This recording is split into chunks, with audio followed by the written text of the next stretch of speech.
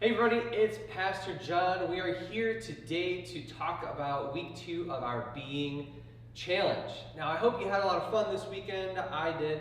And we're going to talk today about who is in your crew. First, we're going to give a little bit of time for people to log on to this live stream, because I'd really like for this to be a question and answer session, so we'll see how that goes. I here have my first pumpkin spice coffee of the year. Have you had any of this yet? I gotta tell you, I made my own this year. Not so good. I think the store-bought stuff is probably a little bit better. So today, what kind of questions do you have? Who's in your crew? That's our main question we're talking about this week.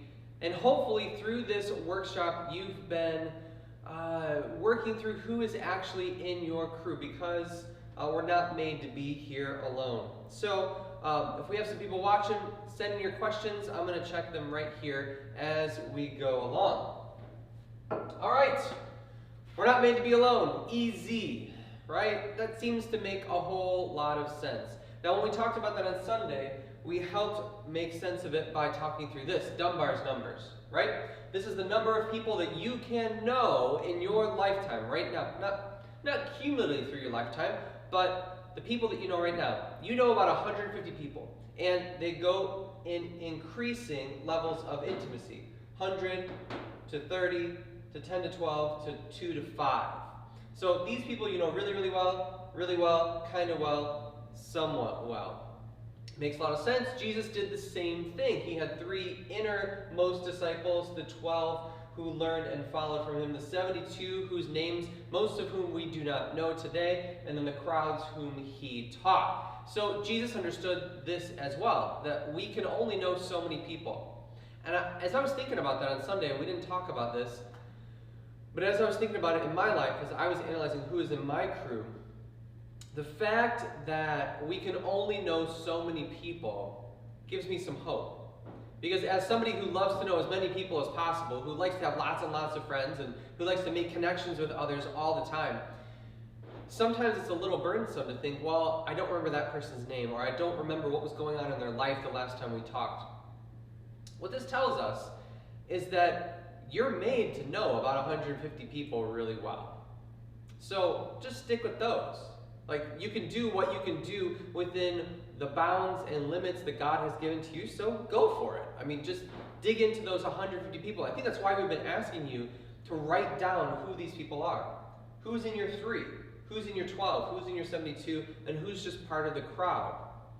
Because when you do that, you're able to then narrow down who is most important in your life and spend your most precious resource, your most scarce resource, scarce resource, which is your time, on the things that truly matter. And if quarantine time has given us anything, it's given us a better definition of what time really means in our lives. So, who's in your 3? Have you been able to identify who is in your innermost 3? I hope that one was mostly easy. It's probably your spouse, maybe your best friend, maybe your parents. Who's in your 12? Did you write down your 10 to 12 people who are the closest to you outside of these 3? If you haven't, go ahead and write them down now. Give them a shot. And then start to look at, when you see the people who are in your 3 and who are in your 12, then you're going to start thinking of people that you like, that you enjoy seeing every week, every day. Maybe they didn't make it in your 3 or your 12, but you can put them into your 72. And hopefully you're able to fill this mostly up with names of people that you really enjoy. So go through this exercise. Don't put it off this week. This is a main exercise of week 2 of the Being Challenge, is identifying who is in your crew. It's going to help you focus your time. It's going to help you focus your energy. It's going to help you focus your kingdom impact when you know who is in your crew. All right, any questions here? Checking through. I don't see any today. So, this was just a little reminder of what we've been talking about. Our challenge is to be like Jesus, commit to the community that we have been given. Here's some steps you can take to really dig into that 3, 12, and 72 once you identify them. Right? First step is identify. Next, you got to communicate. How do you communicate? Well, with your inner 3 or 12, you probably text them.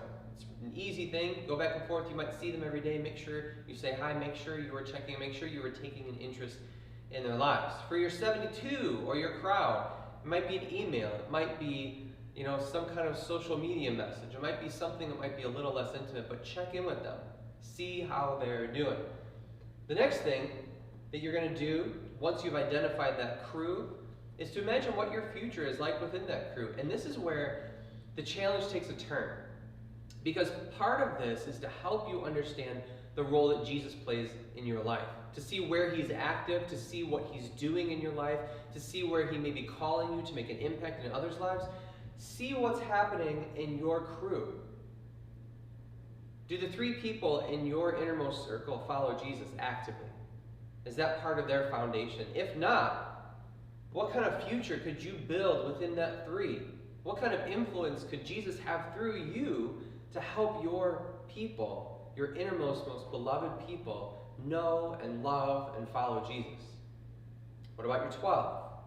It's in there as well. Now, if all the people in your 3 and 12 follow Jesus actively and they're superstars in it, you've got a cause to follow, right? That's the noble cause. You follow those people and you go with them because they're going to lead you into great places where you can continue to make a great kingdom impact. But I hope that at least in your 72 or in your crowd, that you find a lot of people who you care for, but who don't necessarily follow Jesus yet. It's there that you can use that encouragement from your 3 and your 12 and that cause that they have, that they stir up within you to help the others find love and follow Jesus. So the last thing is to flee temptations. And I'll bet when you've been identifying these things and you've been thinking through them, that you've probably identified some temptations that you have. Maybe you're somebody who really doesn't like to talk to more than 2 or 3 people in a whole week. Or maybe you're somebody who has to talk to 1,000 people in a week. Those are both opposite ends of a spectrum, neither of which is very healthy.